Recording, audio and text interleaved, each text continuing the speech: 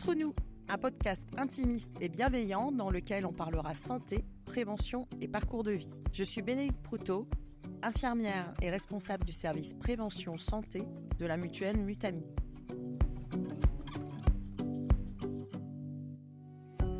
Plongeons-nous au cœur d'un sujet encore bien trop tabou, mais pourtant très présent dans notre société, l'addiction. Qu'il s'agisse d'alcool, de drogue, de jeux, de nourriture, l'addiction est ce qu'on oublie souvent, une maladie complexe qui touche des millions de personnes à travers le monde, sans aucune distinction d'âge, de sexe ou de statut social. En France, on estime que près de 5 millions de personnes souffrent de troubles liés à l'usage d'alcool. Environ 10% de la population adulte consommerait de l'alcool quotidiennement. L'expérimentation de l'alcool commencerait souvent dès l'adolescence, parfois même avant 15 ans. Des chiffres alarmants derrière lesquels se dissimulent des êtres humains, des avenirs incertains, des histoires de vie brisées, des familles déchirées, mais aussi l'espoir, la résilience et la reconstruction. Car oui, il est possible de se reconstruire et c'est Eliane, notre invitée, qui en est aujourd'hui le témoin. Eliane a 63 ans, coiffeuse de métier, maman d'un grand garçon maintenant. Elle a lutté contre l'alcoolisme pendant de nombreuses années.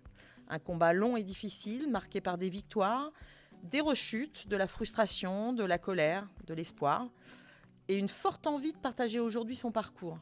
Un témoignage précieux car il nous offre un éclairage sans filtre sur l'addiction, sur les difficultés rencontrées, mais aussi sur les ressources et les soutiens qui peuvent aider à surmonter cette épreuve. Un témoignage qui est aussi un message d'espoir pour toutes les personnes qui se battent contre l'addiction et pour leurs proches. Bonjour Eliane. Bonjour Bénédicte. Merci d'avoir accepté notre invitation. J'abordais dans l'introduction votre parcours et l'addiction à l'alcool dont vous avez été victime. L'alcoolisme chez vous, ça a été un très long combat, 20 ans d'une bataille que vous avez finalement remportée il y a 5 ans. Mais remontons un petit peu la roue du temps. Oui. Quand a débuté votre premier contact avec l'alcool ? Très jeune, adolescente, je pense 16 ans, 15-16 ans, avec les copains au collège. J'ai déjà fait la rencontre avec le cannabis au collège, et puis les soirées avec le temps, plutôt avec les bandes de copains au départ, et puis que les week-ends bien sûr. Puis ensuite, à 17 ans, je suis devenue coiffeuse. Et dans un milieu professionnel, finalement, où les personnes étaient festives aussi. Et l'alcool était présent les week-ends. Tout était prétexte aussi. Les challenges, les anniversaires, enfin, on fêtait. Tout le monde ne buvait pas, effectivement. Mais pourquoi ? Je pense que c'est également une maladie injuste. Tout le monde n'est pas devenu alcoolique comme moi, en fait. Dans vos collègues, dans les gens qui étaient avec vous ou dans mon entourage, même les jeunes, les potes. Après, dans le milieu professionnel, bien sûr que non.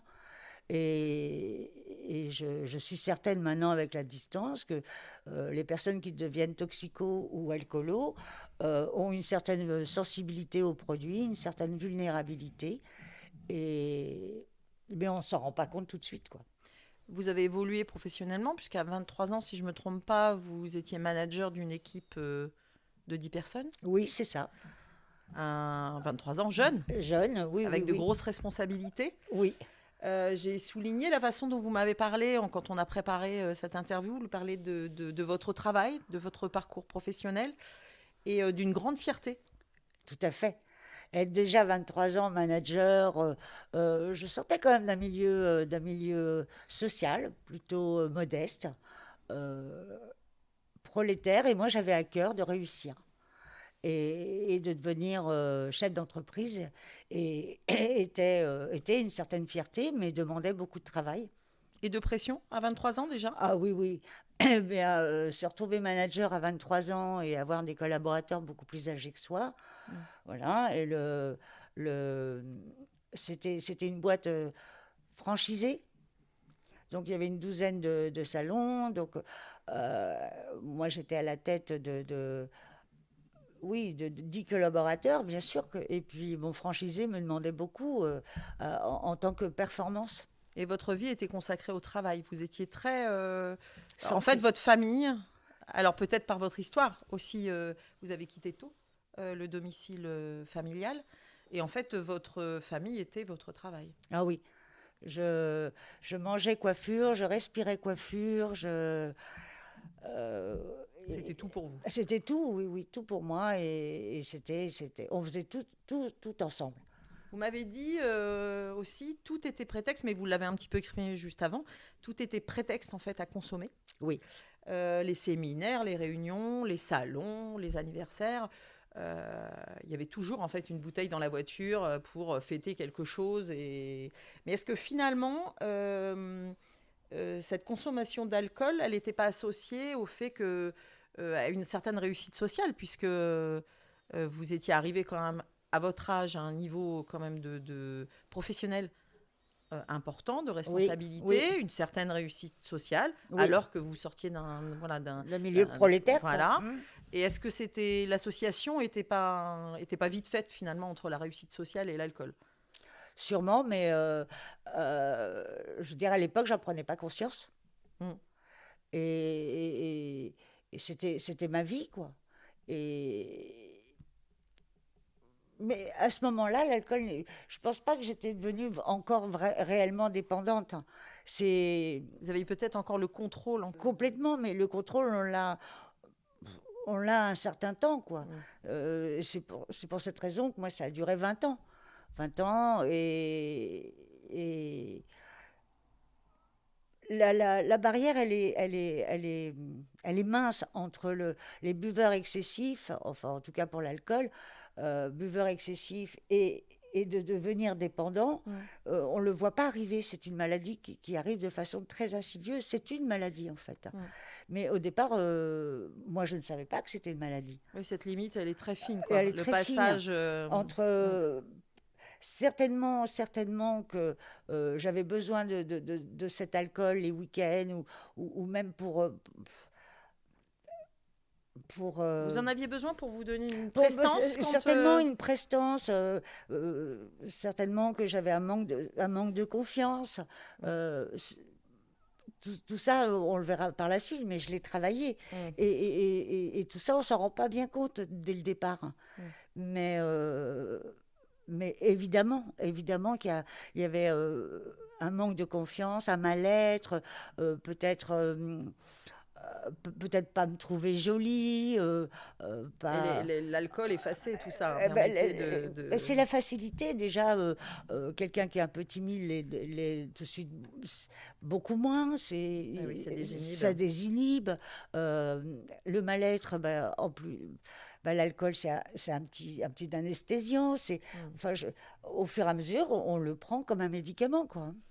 Vous avez consommé, alors je reviens juste un instant dessus, Oui. mais vous avez consommé aussi du cannabis, vous Oui. l'avez dit juste avant, en parallèle de l'alcool. Mais le cannabis, ça n'était pas pareil. Vous m'avez dit, ça vous effrayait beaucoup plus que l'alcool. Tout à fait. Je pense que dans notre société, on banalise l'alcool. Moi, à l'époque, bon, voilà, j'avais 17 ans, j'en ai 63 maintenant. Le cannabis me faisait peur et j'avais peur d'aller vers ce qu'on appelle les drogues dures. Et du fait que autour, dans mes connaissances, je trouvais qu'ils étaient vraiment mal. Il y avait un mal-être, donc ça me faisait peur. Et quand j'ai voulu parce qu'à 19 ans, j'avais déjà mon appartement, et quand je me suis vue rouler un pet toute seule chez moi. Et là, je me suis dit non. Et là, vous avez été capable, ça, de le contrôler. Exactement, donc je n'étais pas dépendante. Mais quelque part, prendre l'apéro chez moi toute seule, ça ne me dérangeait pas, quoi. C'est ça. Parce que je faisais la différence entre ce qui était licite et illicite. Maintenant, encore, avec la distance, c'est la même chose. Il n'y a pas de drogue dure, drogue douce, alcool fort, pas alcool fort. La dépendance est une dépendance. Mais à l'époque, À vous l'époque, faisiez clairement cette distinction. ouais. L'alcool, c'était pas grave. Le cannabis, ouf, Ouf, oui. c'était un petit peu Ouais. plus... Mais je pense que dans notre société, on banalise l'alcool. Hein. Mm. C'est normal. Hein. Au sein de votre milieu professionnel, comment votre addiction arrivait à passer inaperçue auprès de vos collègues? Alors, Ou pas, ou d'ailleurs? pas. Au départ, je pense que ça se voyait pas. Bon, j'étais la femme ou la nana euh, rigolote, certainement les week-ends, celle qui était un peu plus bourrée que les autres, mais voilà quoi. Mais au fur et à mesure, je pense que ça devait se voir. On le savait que j'avais un problème avec l'alcool avant que peut-être que moi-même je m'en rende compte, mais on n'ose pas le dire. L'entourage n'ose pas vous le dire.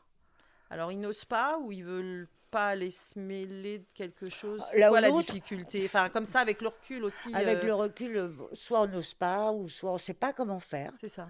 Euh, oui, On ne oui, sait c'est pas ça. par quel moyen aider Par l'autre. quel moyen et comment le dire?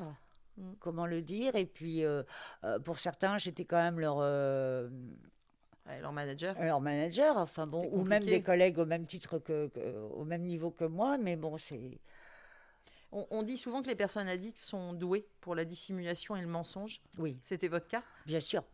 Avec le temps, oui, cacher ses bouteilles, bien sûr, bien sûr. Mentir, énormément mentir. Arriver à tromper, Et à tromper on son a des monde. stratèges, oui. Est-ce que c'était aussi un moyen, alors on l'a un petit peu abordé, sur le stress, la pression? Oui, enfin, je pense que vous avez un petit peu répondu en fait à la Mhm. question. Et est-ce qu'il n'y avait pas quand même une vulnérabilité ou un manque de confiance en soi qui pouvait expliquer aussi que, alors la même chose, après tout ce travail que vous avez fait? Parce Après que, coup, oui, oui, bien sûr. Bien sûr, un mal-être, mais je pense que j'en ai parlé au oui. départ, oui. Mm. Mais un mal-être. Et après, bon, je pense que chacun d'entre nous, nous avons chacun notre parcours de vie. Mm. Mais il y a un socle commun, je pense. C'est justement ce comme vous disiez, la sensibilité, la vulnérabilité, des personnes un peu anxieuses, un mal-être. Un mal-être, mais que on ne sait pas trop comment définir et que finalement, moi, l'alcool me servait euh, de rempart ou De de béquilles. béquille, oui. Au même titre que le schéma familial, vous avez une grand-mère qui est alcoolique, Oui. un papa qui s'est alcoolisé plutôt sur le tard par rapport à son histoire personnelle, mais Mhm. qui avait probablement également un terrain qui était un petit peu... Oui, Et deux peut-être. frères. Mes deux frères étaient alcooliques également, oui. Euh, on se De- pose en tout cas la question, en effet, d'un terrain, malgré tout. oui, mais je pense que les addictos n'ont pas encore la vraie réponse, mais il y a peut-être mêler le côté génétique, le côté sociétal, le côté est-ce que Oui, parce que votre papa, c'était plutôt sur des circonstances de vie. lui c'est arrivé par le tard parce que ma maman a demandé le divorce, Hmm. quoi. Donc moi je me souviens, bah, j'étais déjà partie de la maison, Ça a été une mais rupture pour lui. pour lui ça a été très très très compliqué. Et c'est à ce moment-là qu'il s'est mis à boire. Mais réellement, il avait plus de 50 ans, quoi. Hmm. Alors que du côté de ma maman, il y avait un terrain, et c'est là où on se pose la question, où sa maman buvait. Elle a une grande famille de 14 enfants, donc je pense que pratiquement tous ses frères et sœurs également buvaient. Et moi, je dois avoir plein de cousins germains, cousines, qui buvaient également, et mes frères également. Pourquoi? Hmm. Forcément, il doit y avoir quelque chose. Et puis l'engrenage, l'alcool prend insidieusement de plus en plus de place dans votre vie. Et le contexte intime ne Oui, facilite pas les choses. oui. À 32 ans, j'ai rencontré mon compagnon, avec qui j'ai vécu plus de 20 ans, avec qui j'ai eu mon fils qui a 27 ans maintenant, et qui, lui aussi, avait un problème avec l'alcool. Enfin, en tout cas, c'était bien présent. Mais dès le départ, vous le saviez. Enfin, vous le saviez. Enfin, C'était naturel, c'était c'était dans le... naturel. Lui aussi faisait partie de l'entourage proche des amis. Et oui, prendre l'apéro, c'était normal. Là, après, nous sommes la vie commune. Et là, moi, c'est rajouté les apéros dans la semaine, tous les soirs, alors que moi, avant, c'était plutôt les week-ends ou occasionnellement, comme on le disait précédemment. Ensuite, c'est rajouter le vin à table, alors que moi, je n'en buvais pas. et c'est là où Et un contexte de vie, je crois qu'il y avait la charge aussi que vous aviez il y avait les enfants aussi, c'est oui, ça, alors hein, oui, c'est vrai. Mon compagnon Non avait pas que eu. vous alcoolisiez les enfants, mais Non, non, pas du le tout. fait, il y avait que les enfants qui étaient une charge, en tout cas dans votre vie, C'était nouveau, oui, voilà. nouveau, en plus. En plus, voilà, Mm. donc de sa première union, il avait des Mm. enfants qui ont vécu avec nous, donc c'était des pré-ados et ados. Donc là, effectivement, les repas, enfin, ce qu'une femme fait Oui, puis la gestion d'enfants à ados, en plus de votre travail, voilà, j'imagine. et je travaillais quand même du lundi au samedi, donc c'était énorme. Donc Mm. il y avait une charge mentale, une pression sûrement, mais bon, après, est-ce que. Oui, Et, l'idée est pas de trouver des excuses. excuses, mais bon, effectivement, il y a toujours des situations ou des événements qui font que. Mm. Ça, c'est évident. Lui, votre compagnon, était plutôt dans le déni. Il vous dit un jour, va te soigner, ça va me soigner. Oui, Un conjoint qui ne vous a jamais, en fait, vraiment aidé ou accompagné pour lui-même aussi dans tout votre à fait, parcours de soins. tout à fait. C'est vrai que c'est à ce moment-là où moi, je me suis rendu compte que j'avais un problème avec l'alcool. Donc, nous avions déjà notre enfant qui est en commun, qui avait 2, 3 ans. Et là, moi, je me suis rendu compte que ça, ça commençait à me poser des problèmes. C'est là où on se dit, boire, à partir du moment où ça ne me pose pas de problème, Oui. tout va bien. Mais à partir du moment où on se dit, voilà, je suis plus trop capable, je sens que je suis moins performante. C'était la performance déjà qui a Déjà, émergé c'est là où on se rend compte que, voilà. Et étonnamment, euh, je, je- je commençais à boire pour justement, comme je disais au départ, pour parer à un manque de confiance, etc. Mhm. Alors que j'avais toutes ces ressources et ces capacités. Et le fait de consommer davantage, finalement, c'est là où bah, le manque de confiance est de plus en plus compliqué, ça se ressent. Et C'est là où on se rend compte que ça commence à poser problème. Et c'est vraiment cette perte de performance en fait Oui, qui a été un déclencheur au niveau de votre travail, puisque c'était un élément important de votre vie. oui, et puis se rendre compte que le soir, euh, en rentrant, besoin de boire davantage. Et là, il y a des conséquences. Il y a l'ivresse qui se voit. Mm. Et au quotidien, c'est quand même pas normal. Être un peu pompette le week-end, bon, ça passe. Bon, même si on passe pour la personne qui est celle qui est tout le temps la plus ivre de Mm. l'assistance, mais là, en semaine, et puis le lendemain, il faut se lever, il faut retourner au boulot. Il y avait quand même une certaine clairvoyance. À un moment donné, vous aviez vous avez quand même eu cette clairvoyance Cette de remarquer qu'il y avait une quand même certaine une lucidité. lucidité. Voilà, Tout le à mot est fait. plus adapté en effet. Oui, oui. Oui, oui, oui. Euh, je vous cite, vous m'avez dit dans la tête, on veut arrêter, mais le corps réclame. Mm. Une C'est fois, toute la complexité en fait de l'addiction. complètement. Même comme vous disiez tout de suite, une certaine lucidité. Oui, ok, j'ai un problème avec l'alcool, mais avec le produit, malgré le fait d'avoir demandé de l'aide, être allé en cure euh, et de se soigner de ce manque, parce que au bout d'un moment, c'est là où on se rend compte réellement qu'il y a un problème. C'est qu'il y a des situations où le matin, on se met à trembler, on se demande pourquoi. Et en fait, c'est le corps qui réclame le produit. Mm. Alors effectivement, avec le temps, très souvent, vous entendrez énormément d'alcooliques dire demain j'arrête ou j'arrête quand je veux. C'est pas possible parce que Alors il le pense, ils le pensent réellement. Moi, je le voilà. pensais réellement. J'avais réellement envie d'arrêter, mais euh, oui, comme je dis, la tête, mais le corps, non, le corps le réclame tellement que c'est là où il n'y a plus la maîtrise, on ne contrôle plus. Vous êtes enceinte et Oui, 2 mois avant le terme, vous êtes hospitalisée et là, vous ne consommez plus pendant ces 2 mois. Pas de oui, manque. Comment ça s'est passé? non, je savais que j'avais tout de même un problème et je me suis posé la question. pendant ces 2 mois et demi à la maternité. Eh bien non, mais je me souviens malgré tout que Serge venait déjeuner avec moi et quand je le voyais avec son verre de vin, il me donnait envie quand même. Ouais. Mais Mais j'étais pas encore dans le manque, ou certainement dans le déni parce que l'alcool était là, quoi. peut-être que la grossesse était plus forte Bien sûr, oui, sûrement. que Et puis l'alcool. de toute façon, j'étais hospitalisée, donc j'avais pas le choix. Alors, on aurait pu penser que l'arrivée de votre fils soit le point de départ de votre parcours de reconstruction, de résilience. Mais en fait, non, pas du tout. C'est quand votre fils a 2 ans, finalement, que vous lancez un appel au secours à votre médecin traitant. Oui. Là, ben, c'est devenu tellement présent dans ma tête. Je me suis dit, je suis obligée de demander de l'aide. Là, je pensais vraiment que j'en avais besoin. Et ce médecin a été très bienveillant, m'a envoyé voir un addictologue.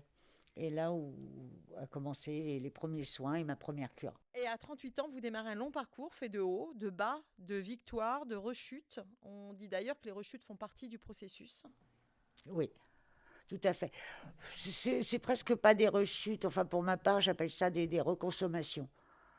C'est-à-dire Quelle que différence la différence, faites-vous? c'est que les reconsommations, c'est lorsqu'on arrête très peu de temps l'alcoolisation. Moi, j'allais euh, en, en soins, 15 jours, 3 semaines pour justement enlever tous ces méfaits de manque, mais je ne travaillais pas le côté psychologique. Donc,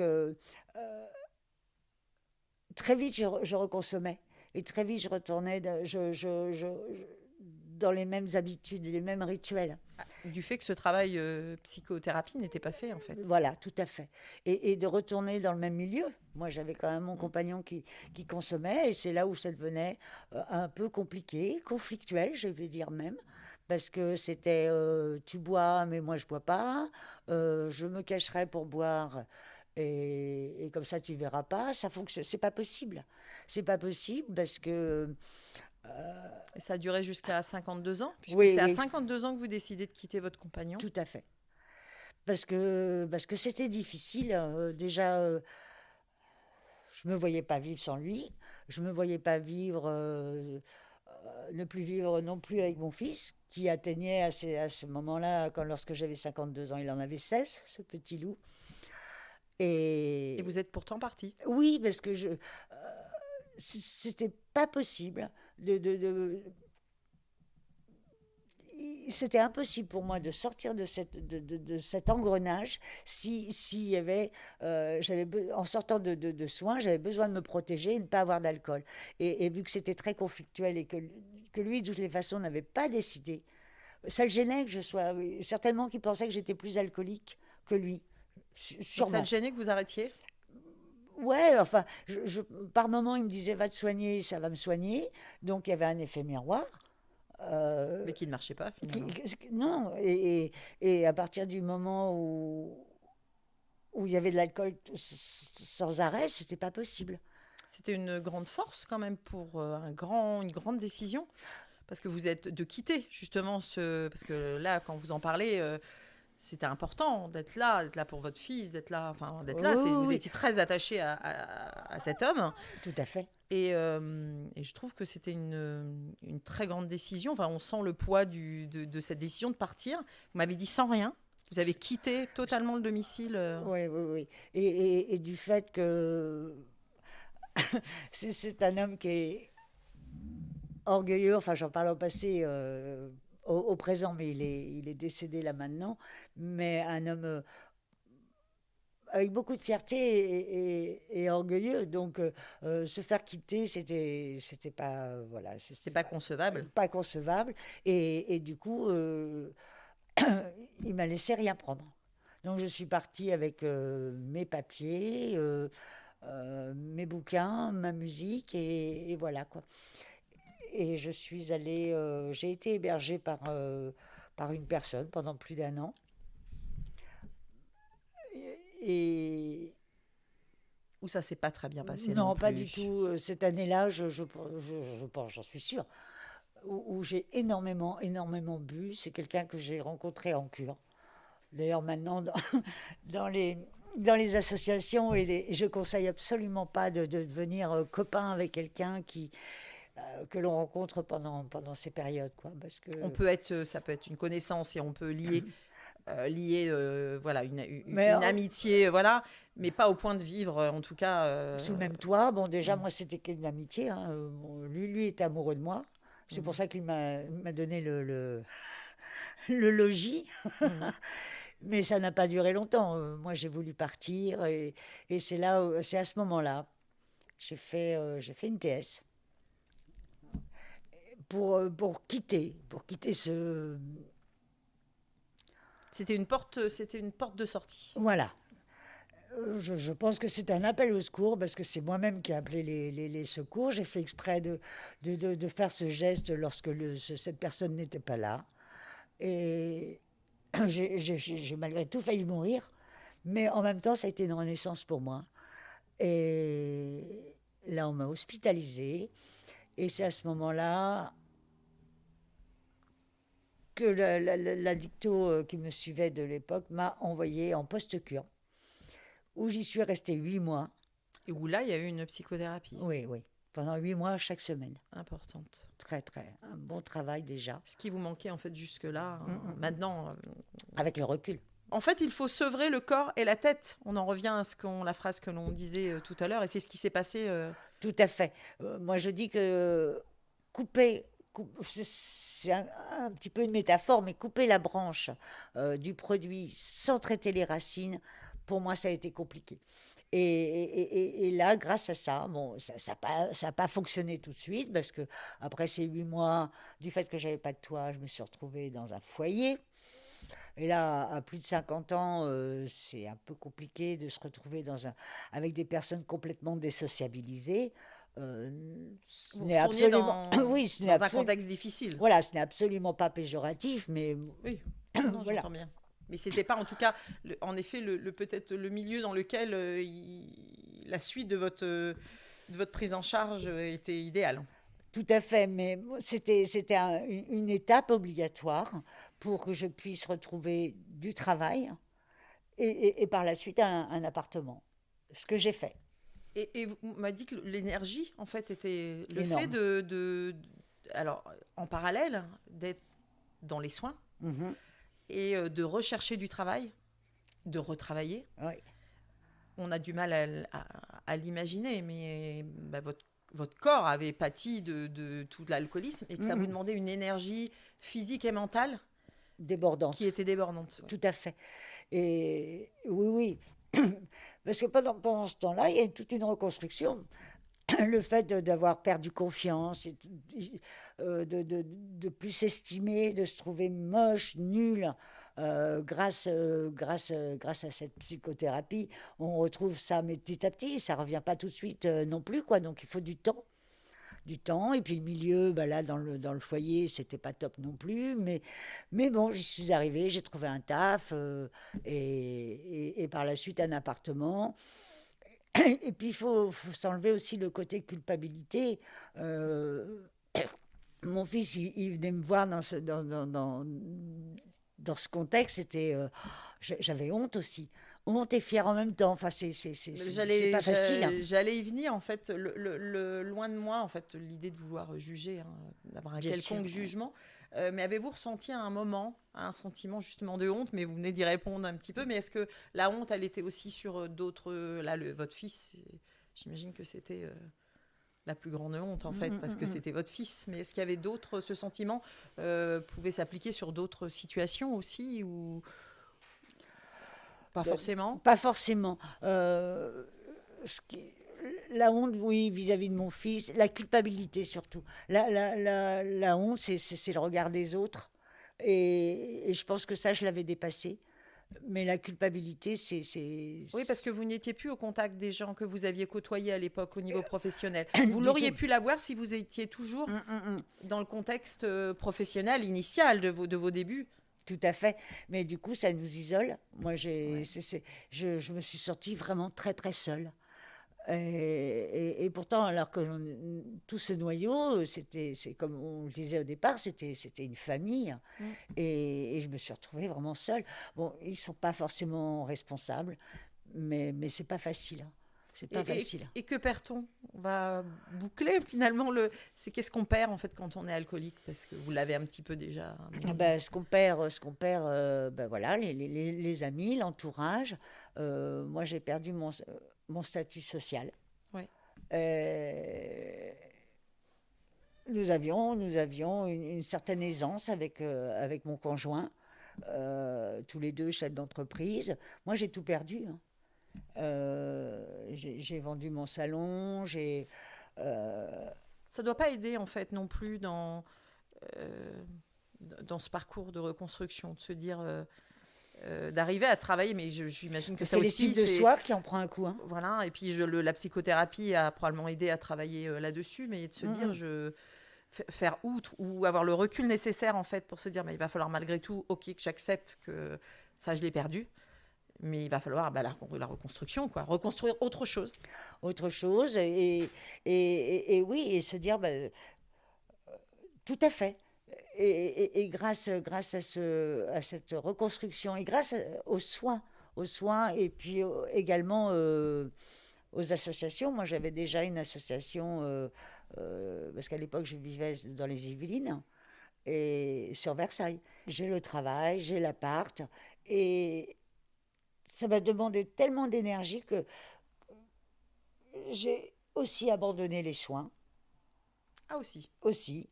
Et du coup, je reconsomme.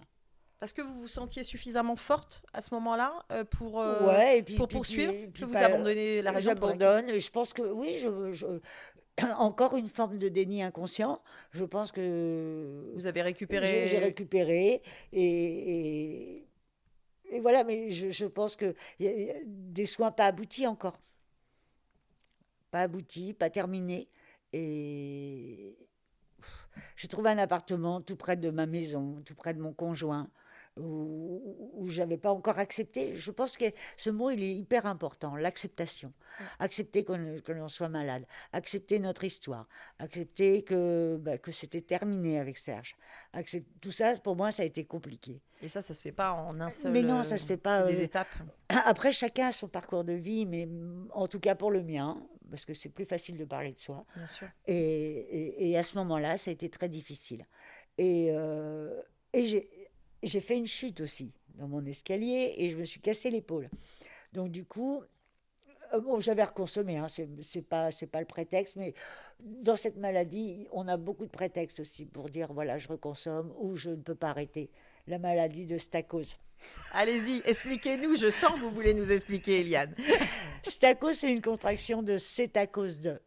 C'est mon pas que le mien, mais bon, en tout cas, l'addicto qui s'occupait de moi, que j'aimais particulièrement. Donc mon addicto. Mon addicto qui m'a énormément aidé sur Rambouillet. Et très souvent, il me parlait de ça en disant, mais bien sûr, c'est la maladie de Stacose, la maladie des émotions. Et effectivement, j'avais du mal à gérer, canaliser ces émotions. Donc tout était raison A. Et tout était raison et prétexte. Prétexte, d'où le nom de Stacose. Que je trouve ça très mignon. C'est jamais sa cause, c'est pas jamais sa responsabilité, c'est toujours à cause du voisin qui a proposé à boire, à cause Exactement. J'ai été faible, j'ai été blessée, ou voilà, ou j'ai perdu mon travail, ou c'est ça. C'est complètement ça, vous avez complètement raison. Vous avez mis le doigt dessus. Et là, à ce moment-là, il y a encore besoin de soins. Le chemin vers l'abstinence a pris plusieurs années pour vous, Eliane, mais on va bien souligner que chaque cheminement est différent. Tout à fait. Chaque parcours de vie, oui. Voilà, en fonction des différents parcours de vie, fonction de nombreux facteurs, qu'ils soient familiaux, sociaux ou professionnels. Oui. Comment l'accompagnement des professionnels de santé dans ce processus de guérison vous a aidé ? La psychothérapie, justement, de développer le pourquoi et le comment, j'en suis arrivée là, et surtout comment faire pour s'en sortir.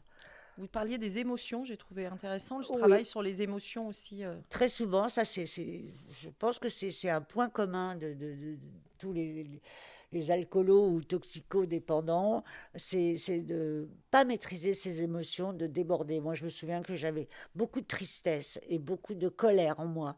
Il m'arrivait à la fin de boire en pleurant. Vous m'avez dit des émotions noyées. Oui. Et ne plus maîtriser ni la colère, ni en tout cas pour moi la tristesse. Quelqu'un qui est agressif va devenir violent. C'est souvent ça. Oui, C'est le débordement, c'est l'exacerbation des émotions. Oui, j'allais dire, c'est pas la disparition d'émotions, au contraire. Il peut y avoir les deux, l'exacerbation et le blocage des émotions. Et du coup, de réapprendre à vivre, parce que c'est normal de vivre avec ces émotions, il faut les accueillir. Et, et tout ça, du fait, comme vous le disiez très bien, moi, elles ont été soit débordantes ou noyées, mais du coup, il faut réapprendre à réajuster tout ça. Les accueillir et les accepter. Et encore, les accepter. Sans avoir besoin d'une béquille. Tout à fait. Pour les gérer. C'est ça. Et pour certains, c'est souvent très long. C'est pas réellement, c'est long. Et ne pas rester seul. Encore l'acceptation et se dire de continuer ses soins. Très souvent, on se dit oh bah là ça va aller, ça va le faire. Mais non, si on va pas jusqu'au bout. Et se réconcilier avec son histoire. Donc, comme vous le disiez très bien, chacun son parcours, chacun son histoire. Mais une fois que c'est... Très souvent, si l'on rechute, parce qu'au bout d'un an et demi, et que l'on reconsomme, là, on peut appeler ça une rechute. Dans le cadre de votre soutien et l'accompagnement, puisque vous êtes bénévole dans une association qui s'appelle Entraide Addict, oui. Vous accompagnez, mais que ce soit au début ou pendant la prise en charge, des patients alcooliques. Oui, oui, parce que on visite les hôpitaux de la région. Donc là, les personnes sont déjà en soins, en cure. Et là, nous intervenons déjà pour leur présenter ce qu'est une association, parce que souvent, on ne sait pas ce que c'est. Et pour justement les accompagner et les maintenir, parce que les maintenir dans l'abstinence. Donc c'est une boîte à outils supplémentaire de ce que l'on peut apprendre en soins. En soins, on nous dit justement, changez vos habitudes, changez vos rituels, ne restez pas seul. Et nous, dans les groupes de parole, donc là, on leur explique qu'il y a des groupes de parole près de chez eux, ne pas rester seul. Parce qu'on s'isole énormément. Donc là, nous sommes un petit groupe où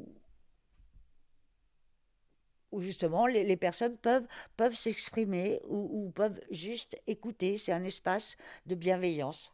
Et vous êtes aussi disponible ou à l'écoute aussi au tout début, enfin avant même qu'il y ait une prise en charge de patients, enfin oui. de patients non, de personnes alcooliques, oui. ou de leurs proches.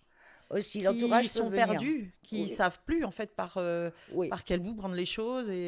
En général, les proches, ce qui est bien, c'est que nous, on les accueille pour qu'ils comprennent que finalement, ce n'est pas un vice, mais que c'est une maladie. Bien souvent, l'entourage ne sait pas ça, n'ont pas ces informations. Oui, puis ils ne sont pas toujours les plus aptes à aider. Non, en général, on leur dit que non, parce qu'il y a trop d'affect. Un couple, c'est difficile. Pour les enfants, c'est difficile. Et le fait d'entendre d'autres malades que leurs proches, là, ils se disent ah bah oui, elle en fait, ou il en fait pas exprès, quoi. Pour de vrai, c'est quelque chose de pas facile. Puis ça se rejoint bien avec ce que vous aviez dit, sur les émotions. Oui. Parce que comment arriver, je comprends mieux aussi les proches, l'affect, les émotions. La personne alcoolique a un mal fou en fait à gérer, vous l'avez dit juste précédemment, un mal fou à gérer en fait ces émotions-là. Et là, les proches vont probablement jouer, mais vont s'appuyer en tout cas sur l'affect. Complètement. Et la personne alcoolique n'est pas en capacité en fait de recevoir ça. Du tout. Et l'accompagnant non plus. Enfin c'est un cercle vicieux. C'est un cercle vicieux, c'est difficile. Et c'est pour ça qu'il est préférable de voir des personnes Homme. inconnus, donc les soins, les professionnels de soins et des bénévoles qui ont vécu les mêmes choses. Donc nous, on est aptes, on a de l'empathie vis-à-vis de ces gens-là, quoi. Oui, le parcours, Le vous le parcours, connaissez. on peut que comprendre. Donc c'est toujours très bienveillant, mais C'est vrai que ces rechutes, ces difficultés qu'ils vont être amenés à rencontrer ou qu'ils rencontrent, vous les avez pleinement vécues. Les proches, c'est plus compliqué quand on n'a pas été confronté à l'alcool. oui, À ce niveau-là, on voudrait que ce soit un déclic immédiat. L'arrivée d'un enfant, je sais oui, pas, un pour ça, mariage, hop, oui, voilà, tout à fait, comme on disait tout à l'heure, chacun a son parcours. Bien sûr, heureusement, il y en a certains où une cure, un déclic, et la route est toute droite. La mienne, elle a été hyper sinueuse. Pour plein de raisons, parce que c'est mon parcours et d'autres pas, quoi. Et c'est ce que c'est la richesse du groupe. Parce c'est que, important de le dire. Les oui, délais, de le répéter en tout cas, que les délais de parcours, votre parcours très sinueux, mm, n'est pas le parcours de d'une autre tout, personne d'une qui autre, va en voilà. effet peut-être avoir ce déclic, cette prise de conscience beaucoup plus rapide. Tout à fait. Et justement, dans ces groupes, c'est cette richesse. Cette richesse et du fait qu'on connaît un petit peu les aléas de ce parcours. C'est pour ça que j'appelle ça une boîte à outils, en fait. Vous anticipez des fois un petit peu Bien sûr. en leur disant Attention là, ça va être difficile. protège-toi. Ouais, c'est Euh, important. voilà, les 4 semaines de cure, ce n'est que le début. Déjà la première semaine, on est fatigué, le corps est fatigué. Mm. Le corps, la tête est fatiguée. Et après, c'est un long chemin de reconstruction. Certaines personnes n'ont pas besoin de trop savoir ou leur parcours est simple. Euh, oui, comme on le disait, c'est vraiment c'est vaste. On pourrait en parler. Je pourrais en parler des heures, mais bon. Votre parcours et ce que le soutien, enfin l'association hein, dans laquelle vous intervenez, est-ce que tous ces éléments ne vous font pas dire que la société, c'est pas la société qui serait devenue aussi addictive on en a parlé, mais de la banalisation de la consommation, quelle qu'elle soit, hein, parce que là on est Oui, sur un ensemble addiction large, la, la contrainte aux normes sociales, rentrer dans un moule pour pouvoir rentrer dans un groupe, peut-être un problème éducatif parallèle, mais ça fait pas tout. oui. Qu'en pensez-vous, tout ça? Tout est lié. Tout est lié. Bon, l'adolescence, forcément, là, c'est l'appartenance d'un groupe. On n'a pas envie d'être en marge. Alors que moi, j'ai plus, lorsque j'interviens en milieu scolaire, j'ai presque envie de dire, attends, c'est presque mieux d'être Abstinent ou pas de, oui, ou de ne d'avoir pas la consommer. fierté, ouais, d'avoir la fierté de savoir dire non, quoi. Oui. Sois fier de ça et que tu n'es pas obligé de consommer ton premier joint.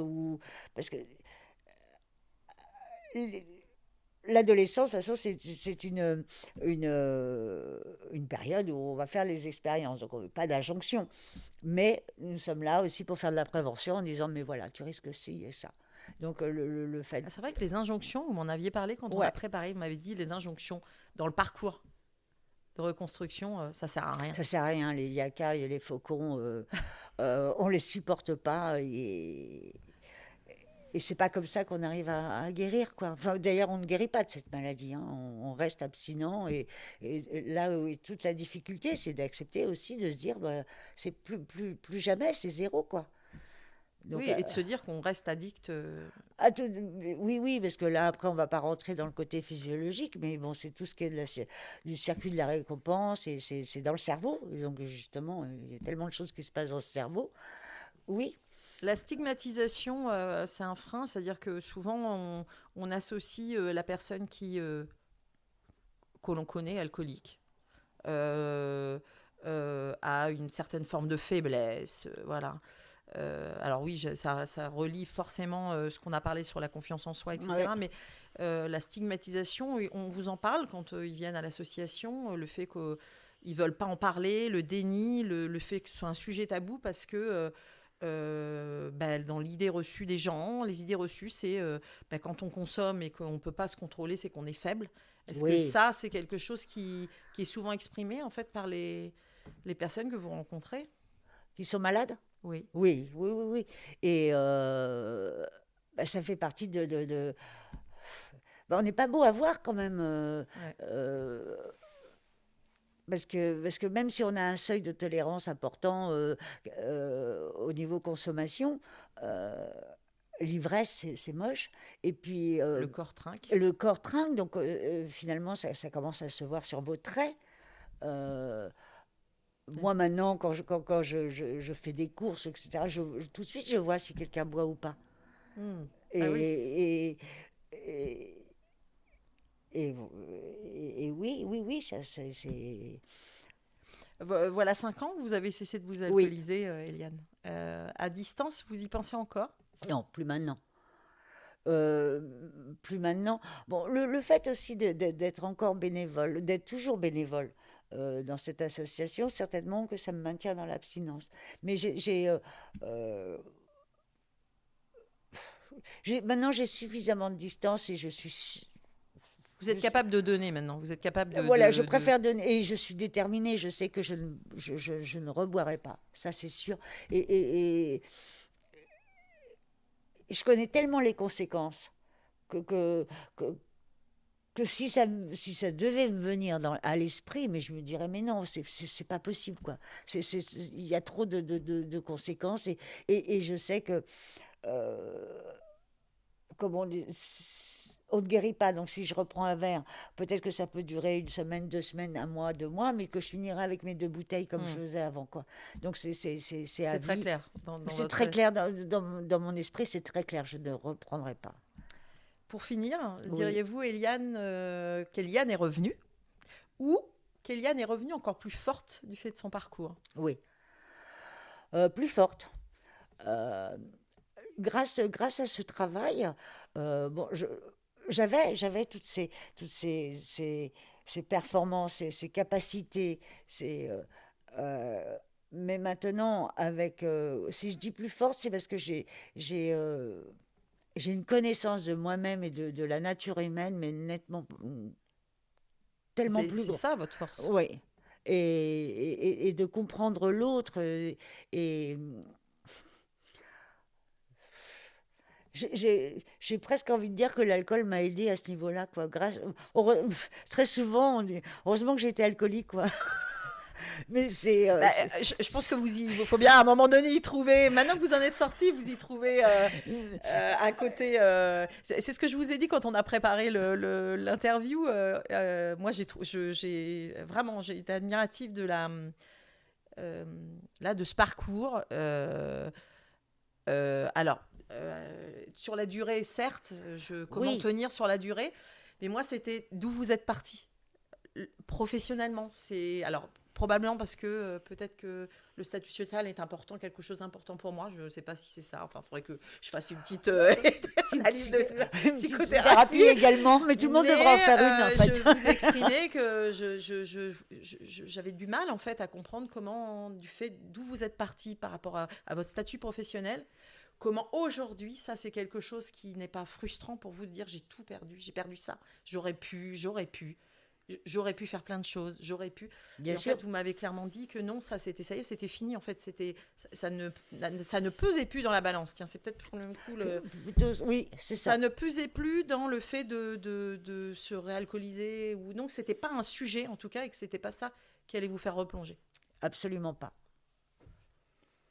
Eh ben c'est très bien. Merci, merci Bénédicte. Bravo Eliane, merci surtout infiniment à vous pour le témoignage, pour la transparence de votre parcours parce que je pense que c'est pas simple de voilà De se et dévoiler, oui, exactement de se dévoiler en brisant le tabou en fait qui règne autour de l'alcoolisme. On espère en tout cas permettre aux personnes qui en souffrent de se sentir un petit peu moins seules, moins tout à fait. isolées et leur donner la motivation et le courage de demander de l'aide. Rappelons que les associations jouent un rôle essentiel dans la prévention des addictions, mais aussi dans l'accompagnement et le soutien du patient et de ses proches, en parallèle on l'a dit, de la prise en charge médicale. Vous avez des associations ou des plateformes de soutien, qu'Alcool Info Service, Oui. qui est un site internet et une ligne téléphonique 0805 02 20 20 pour des informations, des conseils et qui apportent un soutien aux personnes qui sont confrontées à l'alcool. Et des associations d'aide aux personnes victimes d'addiction, telles que les Alcooliques Anonymes, puisque là c'est notre sujet, mais SOS Addiction, Fédération des addictions, et Entraide Addict, Oui. qui est une association nationale qui a des antennes régionales et départementales. Tout à fait. Voilà, et dans laquelle vous êtes bénévole. Merci beaucoup Eliane pour tout. Merci à vous également.